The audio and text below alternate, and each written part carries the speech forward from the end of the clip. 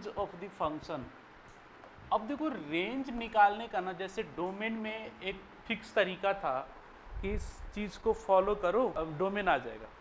Range में ऐसा नहीं है। रेंज में एक तरीका है लेकिन वो हमेशा वैलिड नहीं होता है, कभी कभी वो फेल भी कर जाता है।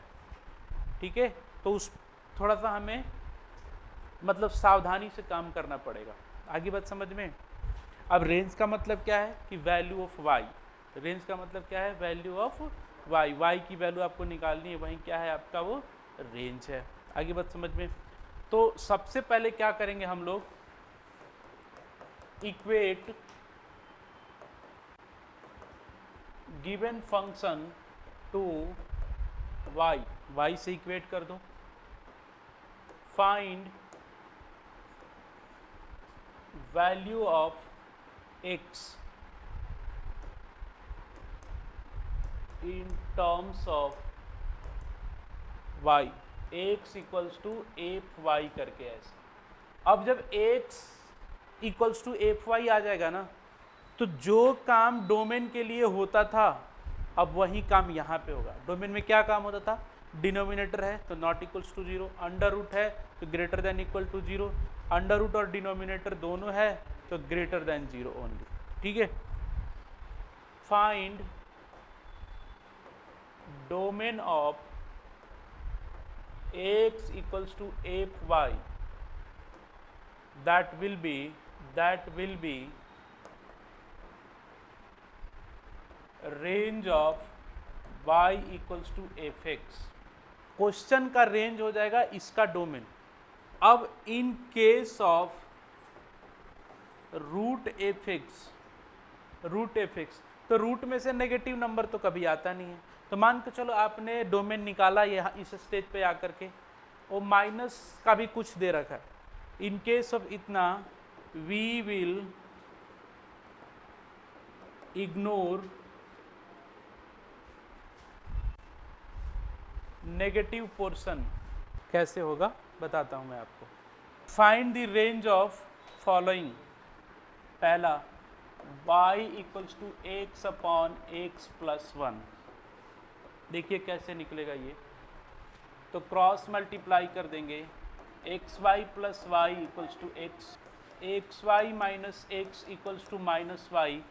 यहाँ से x कॉमन ले लेंगे, y minus one equals to minus Y, x equals to minus y divided by y minus one, या x equals to y divided by one minus y. आ गया ये y के टर्म में, तो x equals to f y हो गया। ये क्या हो गया? ये x equals to f y. अब यहाँ पे डोमेन क्या होगा? तो one minus y not equals to zero, तो y not equals to one. तो रेंज क्या हो जाएगा इसका? रेंज हो जाएगा all real number minus one. इसका रेंज आ जाएगा all real number minus one. Sense क्या हो रहा है इसका? कि इस स्टेज पे इसका आप निकालोगे डोमेन, वो क्वेश्चन का क्या बन जाएगा? रेंज बन जाएगा। कि एक तरह से ये y की ही तो वैल्यू है, 9 माइनस एक्स स्क्वायर। सबसे पहले सारे बच्चे इसका डोमेन निकाले। Find domain and range. तो जब हम लोग यहाँ पे डोमेन के केस में greater than equal to zero करेंगे, 3 minus x, 3 plus x greater than equals to zero, x की वैल्यू प्लस माइनस 3 आ जाएगा, minus 3 plus 3 minus plus minus. ठीक है, तो डोमेन क्या हो जाएगा बच्चों? Minus 3 to 3। अब जरा रेंज पे हम बात करते हैं। रेंज, तो रेंज के केस में y equals to 9 minus x square. अब आपको यहाँ से x निकालना है तो क्या करना पड़ेगा? स्क्वायर करना पड़ेगा। तो y square equals to 9 minus x square, x square equals to 9 minus y square. तो x equals to 9 minus y square आ गया यहाँ पे। और फिर से क्या करोगे? 9 minus y square is greater than equals to 0, तो कुछ ऐसा ही आएगा क्या? 9 माइनस एक्स स्क्वायर था तो 9 माइनस वाई स्क्वायर, तो y must belongs to -3 to 3 होगा। बट मैंने क्या बोला था कि अंडर रूट वाले क्वेश्चन के केस में नेगेटिव पोर्शन को क्या कर देना, इग्नोर कर देना, क्योंकि अंडर रूट से कभी भी नेगेटिव नंबर बाहर नहीं आ सकता है। तो बताओ बच्चों कि -3 से +3 है तो नेगेटिव कहाँ तक है? यही तो है नेगेटिव, जहाँ 0 तक, उसके आगे क्या स्टार्ट हो जाएगा? पॉजिटिव। तो हम इसको क्या कर देंगे, खत्म कर देंगे, और रेंज क्या लिखेंगे हम? 0 to 3 लिखेंगे। क्या लिखेंगे हम? 0 to 3 लिखेंगे। भाई नेगेटिव पोर्शन आप इग्नोर कर दो। अब -3 to +3 y बिलोंग कर गया, लेकिन नेगेटिव नहीं लेना है, तो -3 to +3 में नेगेटिव कहाँ से कहाँ तक है? तो -3 to 0 तक है नेगेटिव, तो उसको हटा दो, आप 0 से स्टार्ट करो लेना। सॉरी 16 माइनस एक्स स्क्वायर, इसका डोमेन रेंज आप लोग निकालिएगा। भाई बताओ आप लोग को समझ में आ रहा है रेंज? और ये क्वेश्चन इतना वल्नरेबल है ना कि आप मेरे से लिख के ले लो, इस टाइप का एक क्वेश्चन आपके यूटी में तो जरूर पूछेगा, गारंटी दे रहा हूँ, चाहे सीबीएसई हो चाहे आईसीएसई हो। क्योंकि इसमें क्या है ना कि लोग डोमेन भी यहीं टिक करके आ जाते हैं और रेंज भी यहीं टिक करके आ जाते हैं। वाई बिलोंग कर रहा है यहाँ से, बट रेंज आप ये लिखोगे, इसका होगा रेंज 0 to 4, डोमेन होगा -4 to 4। अब रेंज को थोड़ा सा आप लोग को समझना पड़ेगा कि रेंज हर हमेशा इस तरीके से नहीं निकल सकता है, वो कभी कभी आपको थोड़ा सोचना भी पड़ेगा। y equals to x plus 1 divided by x minus 1, तो x y minus y equals to x plus 1, x y minus x equals to 1 plus y, 1 plus y, x equals to 1 plus y divided by y minus 1, y minus 1 not equals to 0, y not equals to 1, तो range हो जाएगा all real number -1। All real number -1 क्या हो जाएगा? इसका range हो जाएगा। अब लिखिए टाइप्स ऑफ फंक्शन। रेंज में इतना काफ़ी है। अब हम जैसे जैसे फंक्शन पढ़ेंगे हर फंक्शन का 1 by 1 रेंज भी देखते चलेंगे, ठीक है। टाइप्स ऑफ फंक्शन, पहला उसमें लेते हैं, या इसी को हम पॉलिनोमियल फंक्शन भी बोल सकते हैं। बेसिक पॉलिनोमियल फंक्शन जो होता है उसका जो फॉर्मेट होता है वो होता है आपका an x to the power n plus an minus 1 x to the power n minus 1 an minus 2 x to the power n minus 2 dash dash dash a2x square plus ax plus a1, that's it. इस तरह से तो कुछ भी algebraic लिखा हुआ है किसी भी ऑर्डर का, डिग्री का, डिग्री 10 हो सकता है, 20 हो सकता है, कुछ भी हो सकता है, ठीक है। अब इसको देख के कन्फ्यूज नहीं होना है, ये कुछ लिखा हुआ है A1, ये A0, ये सब जो ये क्या है वो नंबर्स हैं, है ना। फॉर एग्जाम्पल क्या हो सकता है 4x to the power 4 plus 3x to the power 3 plus 2x to the power 2 plus x plus 1, ये क्या है? एक तरह से अलजेब्रिक फंक्शन है। आ रही बात समझ में? अब इसमें हम पहला देखते हैं लीनियर फंक्शन। चलो जी बताओ, linear equation in 2 variable, format बताओ उसका, y equals to a x plus b, ठीक है ना। तो ये क्या हो जाएगा आपका? तो F be a function R to R, मतलब समझ रहे हो क्या लिखा मैंने, और f x equals to a x plus b, ये एक लीनियर फंक्शन हो गया। R to R लिखने का मतलब क्या? अब जैसे मैं ये चीज़ लिख रहा हूँ 2x प्लस 1, तो बताओ युवराज अरोरा 2x प्लस 1 का डोमेन क्या होगा? अब जैसे सामने आपको मैं किसी गाय को खड़ा कर दूं, मैं बोलूं इसका डोमेन क्या है, तो बोलोगे घास फूस खाती है ये। इंसान खड़ा कर दूं, नहीं इंसान तो कुछ भी खा सकता है, उसकी बात छोड़ो, ठीक है। आगे बात समझ में? तो भाई इसमें कहीं डिनोमिनेटर दिखाई दे रहा है? अंडर रूट में है, 1 अपॉन अंडर रूट में है, लॉग में है, नहीं है, तो रिस्ट्रिक्शन तो आएगी ही नहीं। तो इसका डोमेन क्या होगा? All real number. और जब डोमेन ऑल रियल नंबर होगा तो रेंज भी भाई सबका क्या होगा? ऑल रियल नंबर हो सकता है। तो डोमेन आर, रेंज भी क्या हो गया इसका, आर हो गया, और इसका ग्राफ कैसा हो जाएगा, ऐसा होगा, और इसका ग्राफ ऐसा होगा। ऐसा कब होगा, जब ए की वैल्यू पॉजिटिव होगी और जब ए की वैल्यू नेगेटिव होगी। जरा आप लोग एक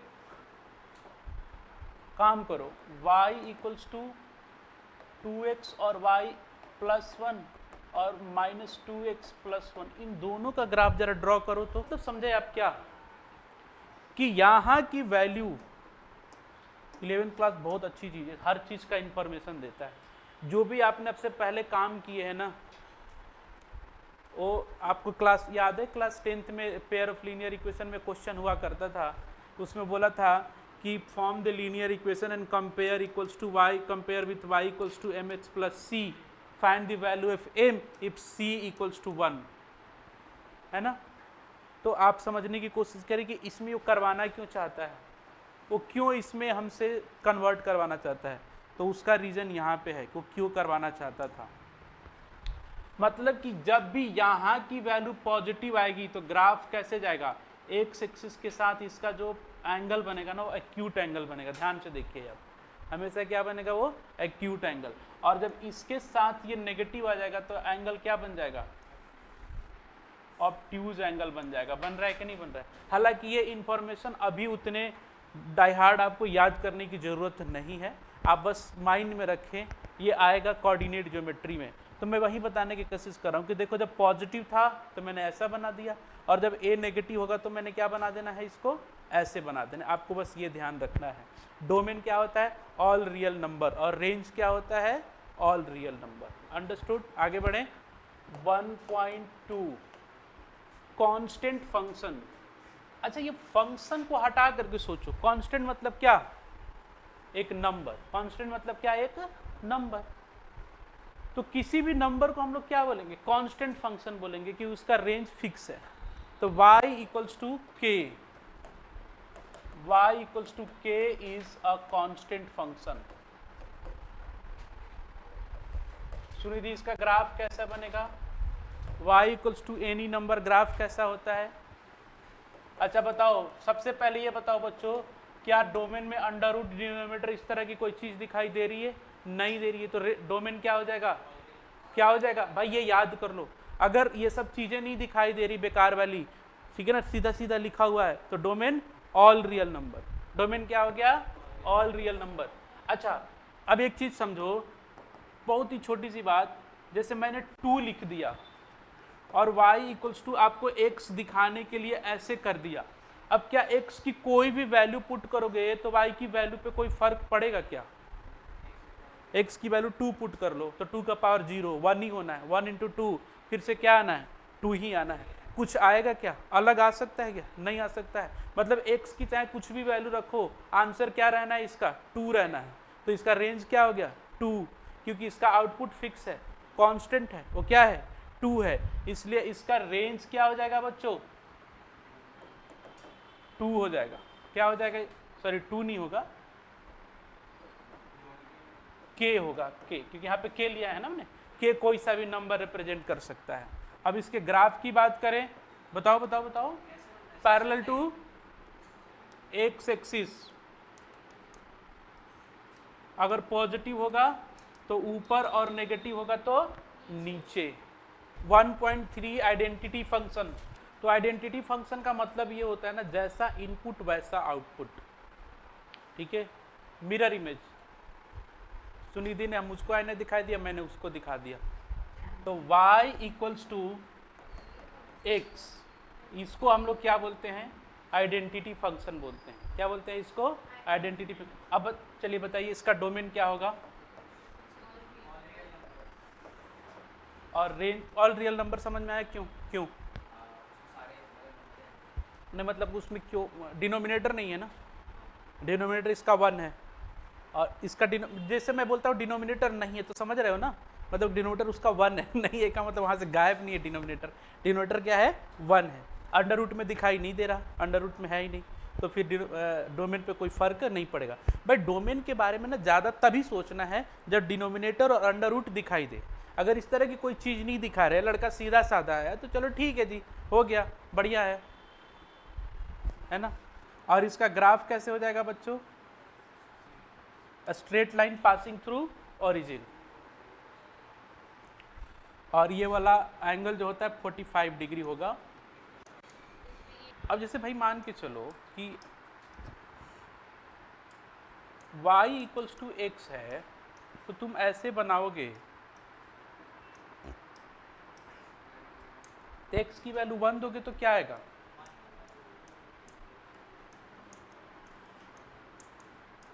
ये आ रहा है ना। तो देखो रेंज भी तो वही आ रहा है ना जो डोमेन आ रहा है। तो ये क्या आ रहा है? अगर मान के चलो 1.2 देते तो 1.2 आता, √3 देते तो √3 आता, ठीक है, पाई देते तो पाई आता। तो रैशनल इरेशनल सब कुछ आ रहा है, रेंज में आ रहा है कि नहीं आ रहा है ये? तो इसका मतलब क्या हुआ? रेंज ऑल रियल नंबर हुआ ना। और वैसे भी देखो, रेंज को ना ग्राफ से रीड करने की ना तुम लोग सीखो, एक स्किल डेवलप करो कि ग्राफ को देख करके रेंज हम कैसे बता सकते हैं। तो देखो, इसी ग्राफ को मैं ना थोड़ा सा बड़ा करके ऐसे लेता हूँ।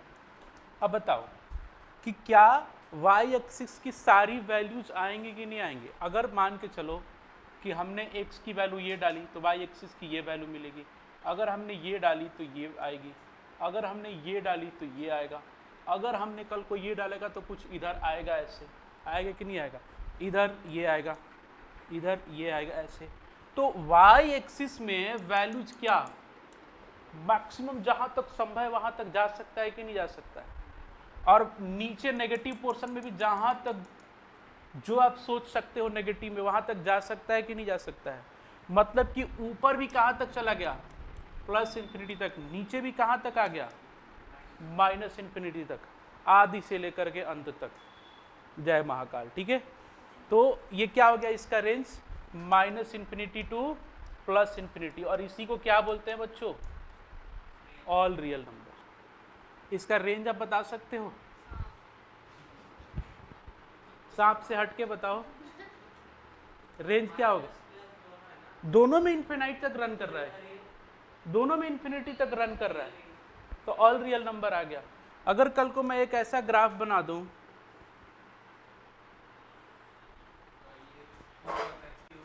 क्यूब का, तो इसका क्या होगा रेंज? ऑल रियल नंबर होगा। क्या होगा ये? All real number. क्योंकि देखो ये भी यहां तक पता नहीं कहां तक जाएगा ये। मतलब कि आप ना रेंज देखना है तो ऊपर नीचे देखो, अप एंड डाउन में कहां तक जा रहा है। डोमेन देखना है तो यहां तक देखो कि अब कहां तक जा रहा है। आगे बात समझ में कि 1.4 क्वाड्रेटिक फंक्शन, ठीक है। तो f x equals to a x square plus b x plus c, जहाँ पे ए नॉट इक्वल्स टू 0 होगा, a comma b comma c belongs to all real number हो जाएंगे। और रेंज के बारे में हम बात करेंगे नहीं, रेंज में अब यहाँ पे ना मामला थोड़ा सा फंसेगा। अब देखो रेंज दो तरीकों से निकालेंगे इसका हम। When a is greater then 0, जब a ग्रेटर देन 0 हो, a कहाँ का a? ऊपर का a, तो फिर इसका जो रेंज होगा ना -d/4a टू इंफिनिटी। अब d बताने की जरूरत तो नहीं है ना, या फिर वो भी बताने की जरूरत है? b² - 4ac। और जब when a is less than 0, तो रेंज जो है ना -∞ टू -d/4a हो जाएगा। रेंज होता क्या है? -d/4a से इंफिनिटी या -∞ से उतना, बट डिपेंड क्या करता है कि ये। अब इस केस में ना देखो कैसा बनेगा ग्राफ बच्चों? पैराबोला ऐसा बनता है कि नहीं बनता है? ठीक है, अब ध्यान से देखना जरा। मैं ये ग्राफ आपको बहुत अच्छे से इसी सेक्शन में पढ़ाऊंगा, बट फिलहाल समझने के लिए कैसा होता है क्यों है। अब ये बताओ, क्या इस ग्राफ का कोई भी पोर्शन इस लाइन के नीचे जाएगा क्या? नहीं जाएगा ना, तो रेंज उसके नीचे जाने का तो सवाल पैदा नहीं होता है। और ये पॉइंट कौन सा होगा, मतलब ये डीपेस्ट पॉइंट, यही पॉइंट कौन सा है, -d/4a। कौन सा पॉइंट है वो, -d/4a। मतलब कि इस ग्राफ में सब कुछ यहां से क्या आ रहा है, ऊपर की तरफ आ रहा है, और ये पॉइंट आपका जो है -d/4a है। अब देखो, जब यहाँ पर सब कुछ यहाँ से ऊपर जाएगा, जैसे 10th में हमने बताया कि जब a पॉजिटिव हो तो ऊपर की तरफ खुलेगा, नेगेटिव हो तो नीचे की तरफ। तो जब यहाँ से सब कुछ ऊपर की तरफ जाएगा, अच्छा एक बात समझो लो, इस पॉइंट का ना कोऑर्डिनेट आप याद ही कर लो, -b/2a, -d/4a होता है। कोऑर्डिनेट समझ रहे हो ना, पॉइंट का कोऑर्डिनेट 2,3 ऐसे जैसे आता है कार्टेशियन प्लेन में। तो एक्स कोऑर्डिनेट से तो काम होता नहीं है, काम किससे होता है, वाई कोऑर्डिनेट से। रेंज निकालने में किसका मतलब है, यहाँ पे वाई कोऑर्डिनेट का मतलब काम है। ठीक है बच्चों, तो सब कुछ यहाँ से कहाँ जाएगा, ऊपर जाएगा। ठीक है, और ऊपर कौन है, इन्फिनिटी है। कौन है, इन्फिनिटी, इन्फिनिटी है। इसलिए -d/4a टू क्या लिख दिया हमने, इन्फिनिटी। इस केस में ग्राफ कैसा बनेगा, ऐसा बनेगा। ठीक है, अभी भी इस पॉइंट का कोऑर्डिनेट क्या है, वही है, क्या है वो, -b/2a से -d/4a। अब आप समझ गए होंगे कि अब ये नीचे में तो कहीं भी जा सकता है, और नीचे से चलते जाएगा चलते जाएगा चलते जाएगा चलते जाएगा, यहाँ जाकर के क्या हो जाएगा, रुक जाएगा। कोई भी पॉइंट इसके ऊपर नहीं जा रहा है। तो -∞ से कहाँ तक, -d/4a तक। इसीलिए पहले इसमें इन्फिनिटी लगा, इसमें बाद में इन्फिनिटी लिखा। -∞ टू -d/4a और -d/4a टू इन्फिनिटी। हाँ, ये जो -b/, सोच रहे हो ना कि फर्स्ट क्वाड्रेंट में तो दोनों पॉजिटिव क्यों नहीं है ना। मैं बता रहा हूँ कि जब ये फर्स्ट क्वाड्रेंट में आना होगा ना, तो इन सब की वैल्यू रख के आप सॉल्व करोगे, अपने आप सब पॉजिटिव आ जाएगा।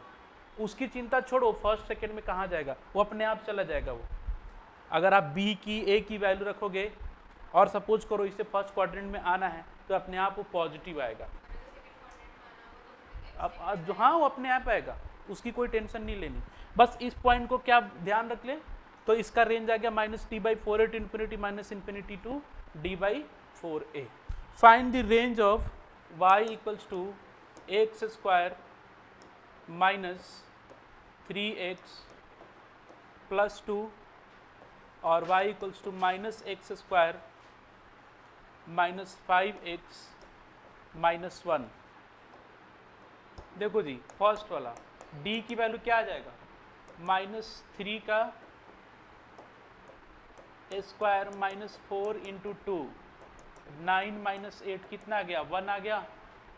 अच्छा a पॉजिटिव है, a क्या है, पॉजिटिव है, तो रेंज क्या हो जाएगा, -d/4a to infinity -1/4 to infinity. खत्म काम इसका। दूसरे वाले का क्या आंसर हो जाएगा, फिर उसमें भी d निकाल दो, -5 का होल स्क्वायर -4a × -1 × -1, तो 25 -4 कितना हो गया, 21 हो गया। अब इसका a क्या है, a नेगेटिव है, तो रेंज क्या हो जाएगा, -∞ टू -d/4a -∞ टू -d कितना, -21 divided by 4 × -1 -∞ to 21 divided by 4। खत्म काम। फाइंड रेंज ऑफ पहला x², दूसरा -x²। किसी भी क्वाड्रेटिक का रेंज निकाल सकते हैं। अगर आपको इसमें समस्या हो तो इसको ऐसे लिख लेना, x² + 0x + 0 और इसको -x² + 0x + 0। अब करो इस d की वैल्यू क्या आ जाएगी, b 0² - 4 × 1 × 0, मतलब 0 आ गया। ठीक है, तो रेंज क्या हो जाता है, -d/4a to infinity, minus d की वैल्यू कितना है, 0 divided by 4 into 1 infinity 0 to infinity. समझ में आया भाई? 0 टू इंफिनिटी और दूसरे वाले का माइनस इंफिनिटी टू। वैसे बाय द लॉ अगर जाते हैं निकालने का y से इक्वेट करके, नहीं आया आंसर तो फिर ऐसे बुक क्यों करके बैठे हो? ठीक है, तो उसका रेंज निकालना बहुत ही कठिन काम है। आप y से इक्वेट करोगे, लाओगे, x की वैल्यू निकालोगे, मुश्किल काम है, ये याद रखो। अब आपको ये क्लियर है कि minus infinity to minus d by 4a कब लिखेंगे और minus d by 4a to infinity कब लिखेंगे? जब a पॉजिटिव हो तो ऐसे बनेगा, तो minus d by 4a to infinity, और जब a नेगेटिव हो तो ऐसे बनेगा, यहाँ से सब कुछ नीचे, तो minus infinity to minus d by 4a। आगे बात समझ में? चलिए जी, नेक्स्ट क्लास में मिलते हैं।